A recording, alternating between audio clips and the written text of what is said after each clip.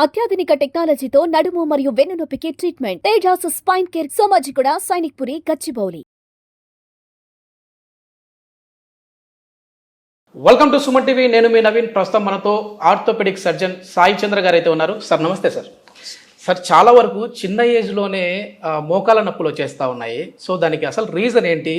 నీ రీప్లేస్లు జరుగుతూ ఉన్నాయి. అసలు 30-40 ఏళ్ళకే మోకాల నొప్పులు ఏంటి సార్? ఎందుకు కారణం ఏమంటారు? ఈ మధ్యకాలంలో మీరు అన్నట్టు యంగ్ పేషెంట్స్లోనే మనం మోకాలు అనేది అరగడం చూస్తున్నామండి.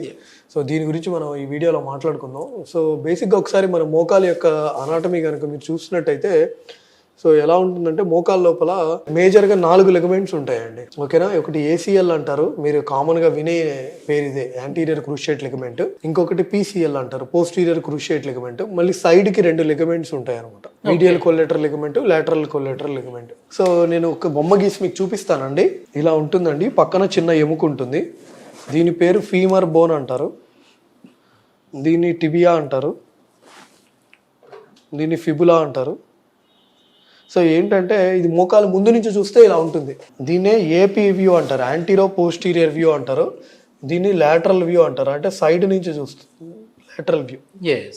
సో ముందు నుంచి చూసినప్పుడు ఏంటంటే లోపల ఈ ఏసీఎల్ యాంటీరియర్ క్రూషియేట్ లిగమెంట్, తర్వాత ఇక్కడ పీసీఎల్ పోస్టీరియర్ క్రూషియేట్ లిగమెంట్. ఇవి కాకుండా బయట మీడియల్ సైడ్ ఉన్నదేమో మీడియల్ కొల్లేటరల్ లిగమెంట్, ఎంసీఎల్. ఈ లేటరల్ సైడ్ ఉండేది ఏంటంటే LCL, lateral collateral ligament. Okay. ఇది మనం సైడ్ నుంచి చూస్తే ఇట్లా ఉంటుంది.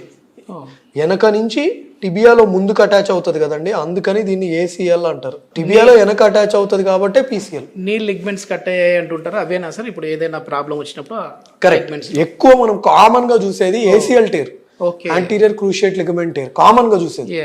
దాని తర్వాతనే పీసీఎల్. ఓకేనా? ఈ పెద్ద బోన్ పేరు టిబియా, ఈ చిన్న దీని పేరు ఫిబులా, ఈ పైన ఉన్న దాని పేరు ఫీమర్. మీరు అన్నట్టు కామన్గా యంగ్ పేషెంట్స్లో ఎందుకు ఈ మధ్య కాలంలో నొప్పులు అవుతున్నాయి అంటే చాలా మందికి కార్టిలేజ్ ప్రాబ్లమ్స్ అనేవి వస్తున్నాయండి. కార్టిలేజ్ వాడుక భాషలో గుజ్జు కరిగిపోయింది అంటా ఉంటారు కదా, అదేనా? మృదులాస్థి అంటా ఉంటారు. కరెక్ట్. సో ఇక్కడ ఉండే చిన్న మోకాలు చిప్పబోన్ అంటాం, దాన్ని పటెల్లా అంటాము.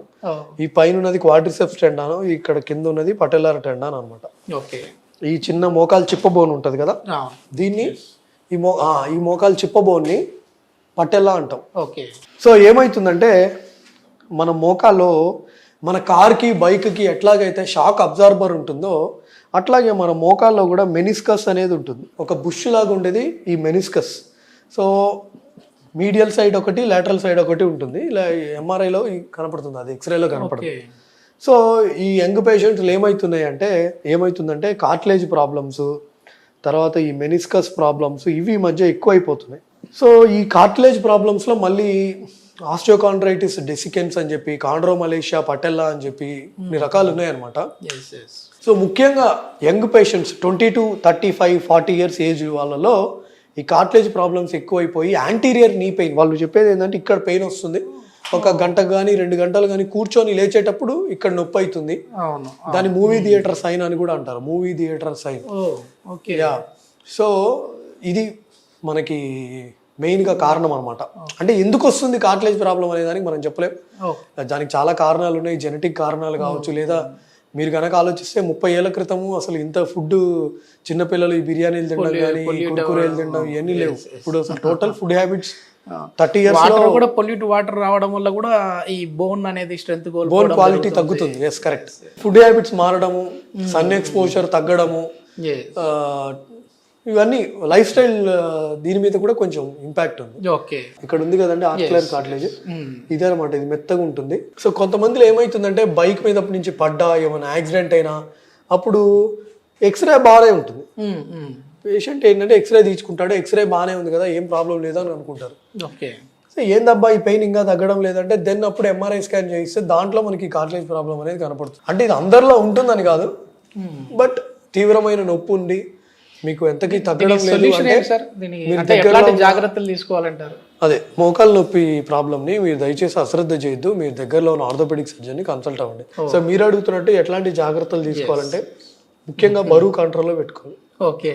మీరు చెప్తే నమ్మరు, బరువు గనక మన హైట్కి తగ్గ వెయిట్ మనం ఉంటే ఓ మెజారిటీ ఆఫ్ ద ప్రాబ్లమ్స్ మనం కంట్రోల్ చేసుకోవచ్చు. ఎస్ ఇవాళ ఏంటంటే మెయిన్ ప్రాబ్లము ఎక్సర్సైజెస్ లేకపోవడం వల్ల, ఎస్ హై కార్బోహైడ్రేట్ డైట్ వల్ల అందరిలో చిన్నపిల్లల్లో కూడా ఈ మధ్య ఊబకాయం ఎక్కువైపోయింది. అవును సార్. వెయిట్ కంట్రోల్లో ఉండట్లేదు, ఫిజికల్ యాక్టివిటీ లేదు.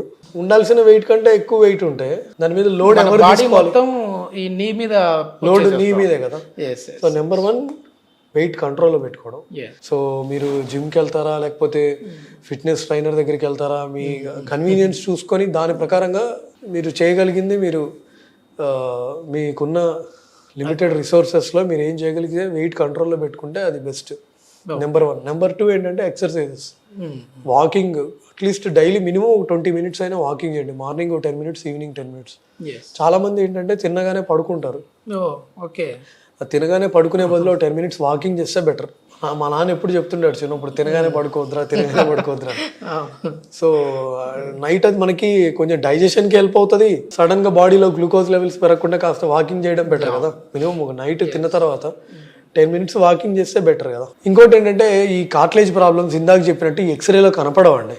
ఓకే. ఈ మెనిస్కస్ ప్రాబ్లమ్స్ కూడా ఎక్స్రేలో కనపడదు. ఓకే. సో అందుకని మీరు దగ్గరలో ఉన్న ఆర్థోపెడిక్ సర్జన్ని కన్సల్ట్ అవ్వండి. అవసరం అనుకుంటే మీకు ఎంఆర్ఐ స్కాన్ చేస్తారు, దాన్ని బట్టి మీకు ట్రీట్మెంట్ అనేది ఇవ్వడం జరుగుతుంది. Thank you sir, thank you. చాలా మంచి ఇన్ఫర్మేషన్. థ్యాంక్ యూ అండి.